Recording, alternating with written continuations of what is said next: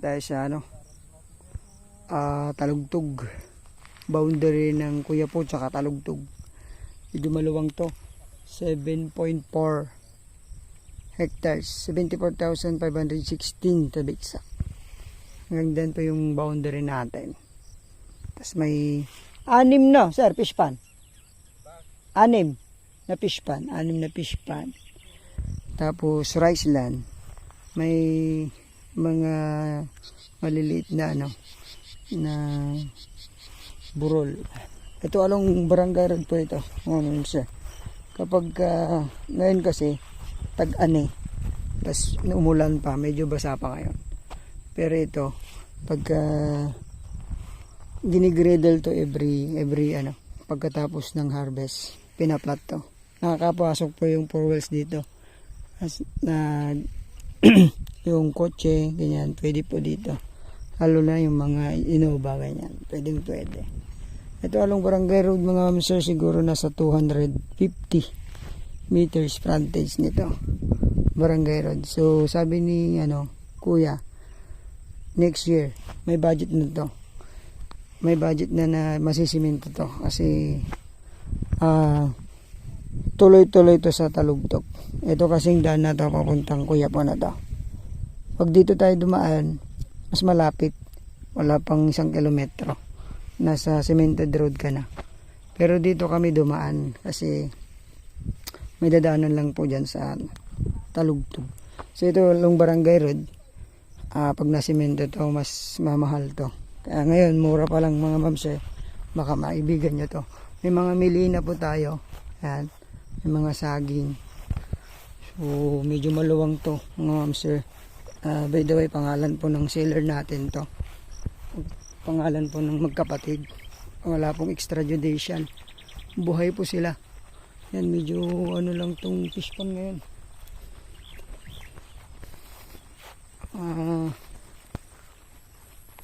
Sabi ni kuya 5,000 ang nilalagay nilang fingerlings. Tapos yung iba 7,000. Ay, maluwang. 6 hectares more or less yung natatamnan ng palay. Sabi ni kuya nasa 500 to 600 sacks na palay ang naaani dito. First crop. Second, ang tinatanim nila munggo. Pero hindi sila nagtanim ngayon dahil bibenta na. Hanggang doon po yung property. Ayan, fish pan din doon. May fish pan. Yan yung makikita nyo sa drone. Tapos may mga puno tayo dyan. Ito fish pan din po. Ikot na tayo doon. Makikita nyo yung barangay road doon. Siguro, ma'am sir, from Cemented Road papunta naman dito may isang kilometro mahigit. Dito Pero dito naman, mas less than 1 kilometro lang. Dito, pag Cemented Road. So, pagpunta nyo, sana nag-reader na para may pasok natin yung Ngayon kasi, pumasok yung mga traktora at umulan pa. Medyo lumalim yung Pero, yun nga sabi ni kuya, na yan sa budget. Na masisimento. Ayan, fish pan din po yan. Tapos dun, mga milina. From Manila, 2 hours lang mahigit na, sir? Tapos exit, Ramos. Pura, pwede. Victoria, pwede, pwede daw pong paggaling pong Manila, Victoria, Pura, pwedeng lumabas doon sa exitan ng Tiplex. Mas malapit kasi ikot sa Talugtog. From Manila po. Pero pag galing Baguio, pwede na dito sa sa Rosales. Pag galing Baguio sir. May mga punong kahit tayo. Ito yung barangay road. So may puno na yung barangay road dyan. Papakita na lang natin sa drone. Kasi iikot tayo. Tingnan natin yung fish pan doon. Pag ganyan po. Yung mga puno naman, pwede tayo. So maganda po itong gawing farm, mga ma'am sir. Sa mga naghahanap po ng paglalagyan ng mga baka. Baka, kambing, manok, free-range chicken, ganyan. Napakaluwang to. Tapos may mga fish pan na. May pag-iinuman na po ng iinuman na po ng mga alaga natin. Okay. So tara, tingnan natin. Maganda po to, pag-alagaan ng hayop. Pwede ding gawing kalamansi farm. Pwedeng magpalagay dito water source, deep well. Hanggang doon yung property.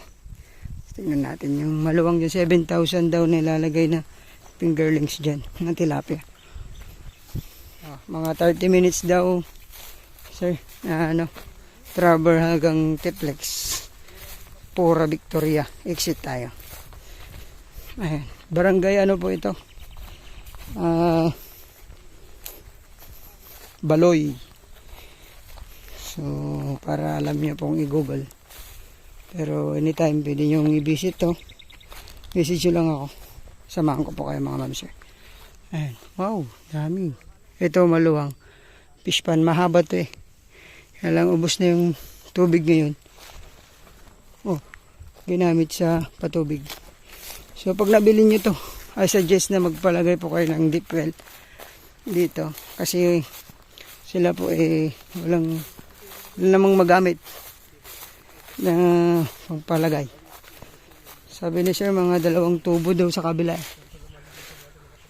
Ayan. Ito yung 7,000 ang nilalagay sir. Nalawa niya. 7,000. Malalim. Malalim to. So, may tilapia to ngayon sir. Oh, so ito. Hanggang doon yung property. Doon sa may baka. Baka. Tapos. Pwede naman tayo dyan. Pwedeng magpalagay ng solar din dito, di ba? Kasi solar pala yung nandun yung kulay blue. Makikita nyo po sa drone natin. Ito na yung barangay road. Kasama po yung mga milina. Mga mamsa. Medyo maliliit pa naman. Pero yung iba pwede na. Ito, yung barangay road. Ito naman yung property. Kasama to. Ganyan po. Doon tayo nag-start. Diretso to. Ayan. May nakuha pang maliit na fish pan dito. So, paparelocate na lang.